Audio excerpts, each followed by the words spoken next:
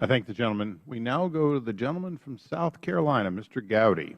Thank you, Mr. Chairman. Commissioner, you're an attorney. Can you explain for our fellow citizens what the phrase spoliation of evidence means? I have no idea what that means. Well, I'm going to help you with it. Okay? Spoliation of evidence is when a party fails to preserve evidence. There's a negative inference that the jury can draw from their failure to preserve the evidence. You with me? If you destroy documents, the jury can infer that those documents weren't going to be good for you. If you fail to keep documents, the jury can infer that those documents were not going to be good for you. You've heard the phrase spoliation of evidence, haven't you?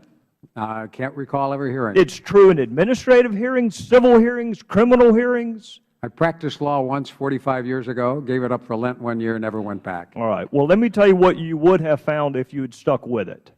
When a party has a duty to preserve evidence or records and they fail to do so, there is a negative inference that is drawn from their failure to preserve the evidence. It's common sense, right? If you destroyed something, the jury has a right to infer that whatever you destroyed would not have been good for you, or else every litigant would destroy whatever evidence was detrimental to them. Agreed? I'm not sure. I think if you destroy the evidence and people could prove it, it wouldn't be a good thing for your defense. Well, no, it's worse than that. The jury can draw, and they're instructed, they can draw a negative inference. All right. And that's true if a taxpayer is being sued by the IRS administratively, civilly, or prosecuted criminally, and they fail to keep documents. The jury can draw a negative inference from the fact that they didn't keep receipts or emails or documents. So if it's true and applies to a taxpayer, it ought to apply to the IRS as well. Agreed? Is this a trial? Is this a jury? Is that what you're... I said administrative, civil, or criminal. If you want to go down that road, I'm happy to go down it with you, Commissioner. In fact, I'm glad you mentioned it. You have already said multiple times today that there was no evidence that you found of any criminal wrongdoing. I want you to tell me what criminal statutes you've evaluated. I have not looked at any. Well, then how can you possibly tell our fellow citizens that there's no criminal wrongdoing if you don't even know what statutes to look at? Because I've seen no evidence that anyone consciously... Well, how would you know what elements of the crime existed? You don't even know what statutes are at play. I'm going to ask you again. What statutes have you evaluated?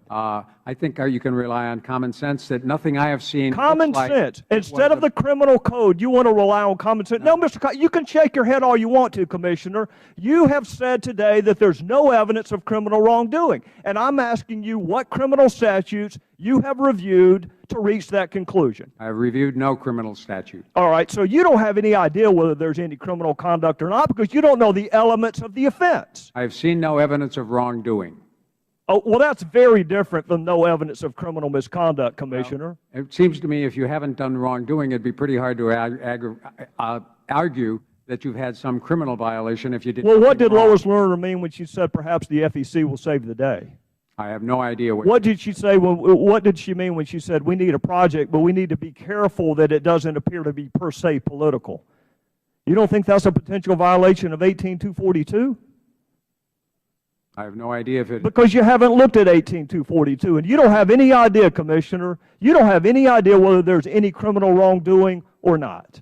With regard to the production of the evidence, the production of Lois Lerner emails, I have seen no evidence of wrongdoing. What else went on? Well, if there were, that would be a separate criminal offense. What else went on with Lois Lerner, I've said in the past. So what you're saying is you don't have any idea whether she engaged in criminal wrongdoing. You're just saying that you did not engage in any with respect to the emails. I haven't seen any wrongdoing with regard to the production of Lois Lerner emails. But you are not saying there was no criminal wrongdoing with respect to the targeting of conservative groups. I want to be very clear. You're not saying that. I've made no judgments. So you disagree with the President when he says there's not a smidgen of corruption? There are people who have been making judgments both sides about whether there were... And you know what? I'm not one of those. I'm just simply saying we will never know because you didn't keep the evidence. The evidence was spoliated.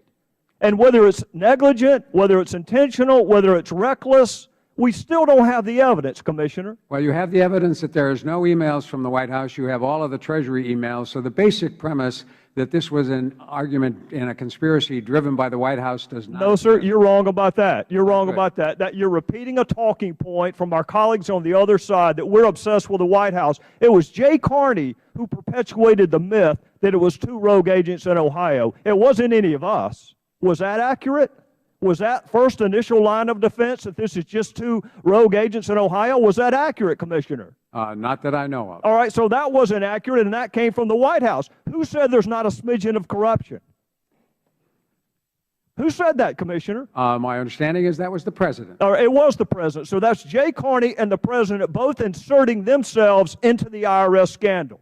And you want to blame us for bringing the White House into it? I haven't blamed you at all. You just did, Commissioner. You just did. Well, it's a good argument. All I said was the White House has revealed there were no Lois Lerner emails. Treasury has given you all of their emails. So to the extent that the argument was that Lois Lerner was conspiring and emailing back and forth, thus far I haven't seen any. Well, you can be engaged in a conspiracy that doesn't include the White House. Gentlemen.